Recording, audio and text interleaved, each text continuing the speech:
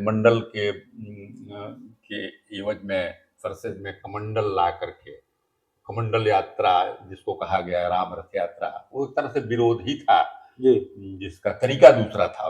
वो डायरेक्ट नहीं आते थे, यूपी सिंह से सरकार से सबको विड्रॉ कर लेना, उसके बाद से रथ यात्रा निकाला, तो इन लोगों ने विरोध किया था। लेकिन लालू प्रसाद मुलायम, उसी दौरान इन लोगों का उदय हुआ।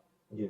और अब देखिए कि क्या असर है कि जिस कांग्रेस, राजीव गांधी ने जिसका विरोध किया था, उनके पुत्र राहुल गांधी ने इसको, अब जो क्षेत्रीय पार्टियों का जिसको जितना शिद्दत से सपोर्ट करते थे, उतने ही शिद्दत से ज्यादा से वो सपोर्ट कर रहे हैं कि हम इस सर्वे को कराएंगे। और यहाँ पर बीजेपी डिफेंसिव नजर आ रही है।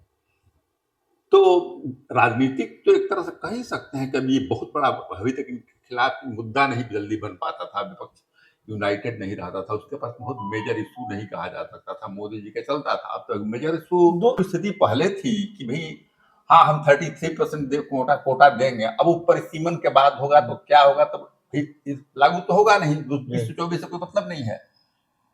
तो यही समझ में नहीं आता कि वुमेन्स बिल आप क्यों कोट एंटीडोट के पहले तो उसको समझाना ही उन लोगों को मुश्किल है कि आप क्यों लाए। अगर लागू नहीं करना था तो क्यों लाए हुए हैं, इससे क्या भिन्नता है?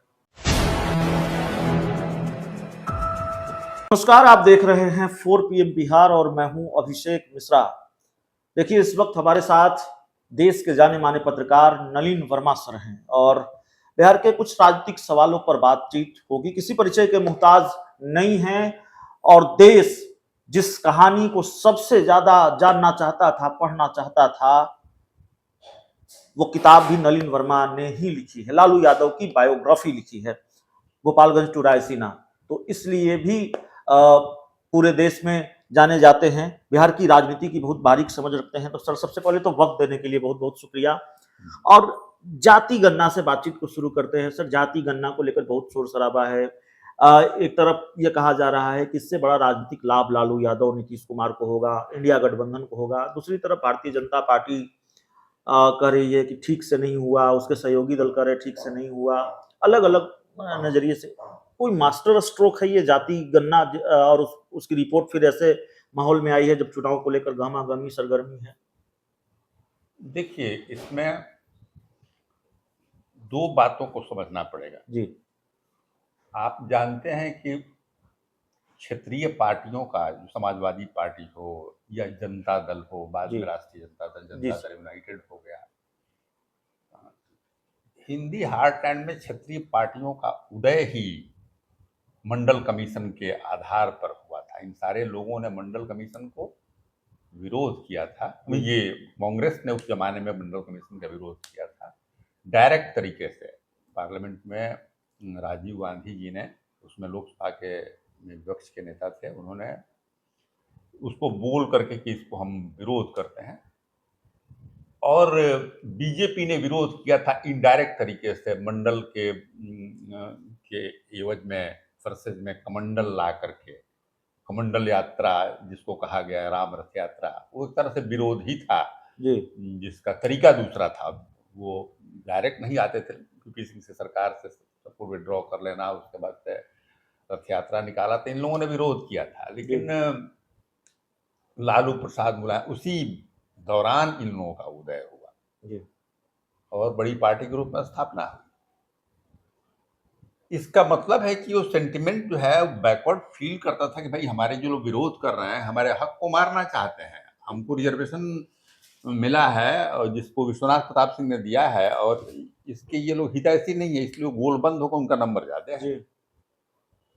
आज की जो स्थिति है कि अब ये लोग मांग कर रहे हैं कि भाई जातीय गणना पूरे देश के स्तर पर हो। नीतीश कुमार जी ने उसको करवा के प्रेसिडेंट एस्टैब्लिश कर दिया है, जिसके राष्ट्रीय जनता दल, जनता दल यूनाइटेड सब साथ में इसके है। और अब देखिए कि क्या असर है कि जिस कांग्रेस, राजीव गांधी ने जिसका विरोध किया था, उनके पुत्र राहुल गांधी ने इसको, अब जो क्षेत्रीय पार्टियों का जितना शिद्दत से सपोर्ट करते थे, उतने ही शिद्दत से ज्यादा से वो सपोर्ट कर रहे हैं कि हम इस सर्वे को कराएंगे और यहाँ पर बीजेपी डिफेंसिव नजर आ रही है।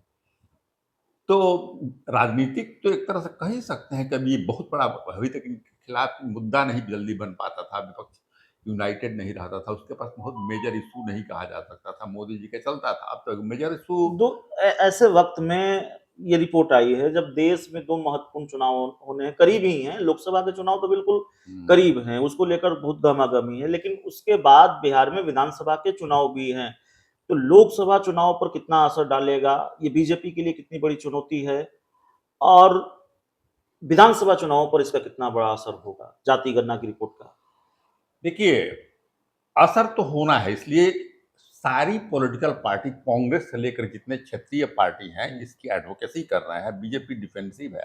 इसके पास्ट में असर असर होने से इम्पोर्टेंट है कि ये इशू बनेगा। 2019 में बीजेपी की मोदी के खिलाफ कोई स्पष्ट इशू नहीं था। जी अब ये नैरेटिव है, आपको जातीय गणना जो है अब एक मेजर इशू के रूप में जो सप्लीमेंट करेगा अनएम्प्लॉयमेंट, जो ये प्राइस राइज, किसानों की समस्या, अब एक तरह से एक पीपल कंसर्निंग जो है वो इशू बनेगा।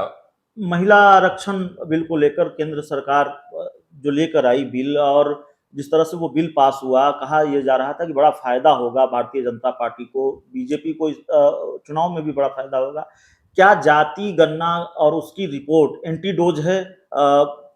भारी पड़ेगा जाति गणना उस पहले फायदे तो को? ये हमको समझ में नहीं, किसी भी जो इसको फॉलो करता है उसको समझ में नहीं आता है कि ये वुमेन्स बिल लाए क्यों। अब क्या हो गया है उससे, जो स्थिति पहले थी कि भाई हाँ हम 33% कोटा कोटा देंगे, अब ऊपर सीमन के बाद होगा तो क्या होगा, तब भाई लागू तो होगा नहीं, 2024 से कोई मतलब नहीं है।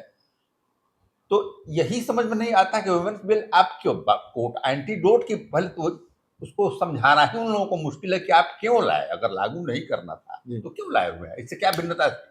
सर, लालू यादव और नीतीश कुमार के बीच लगातार लगातार मुलाकातें हो रही है, हर एक दो दिन पर कभी लालू यादव नीतीश कुमार के घर, नीतीश कुमार लालू यादव के घर। इसको सामान्य मानते हैं या ये थोड़ा असामान्य है, क्या वजह हो सकती है?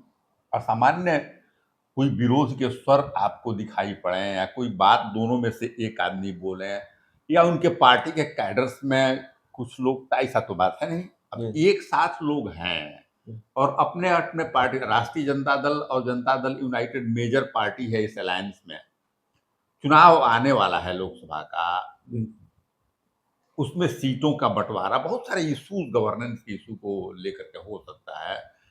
तो इसमें मिलना, अनलेस की कोई रिपोर्ट आपको मिले कहीं से, तो महज एक ठो आप अंदाजा की सहज जी सहज क्यों नहीं मिलना ना, मान लीजिए कि बहुत दिन नहीं मिलते नीतीश कुमार लालू।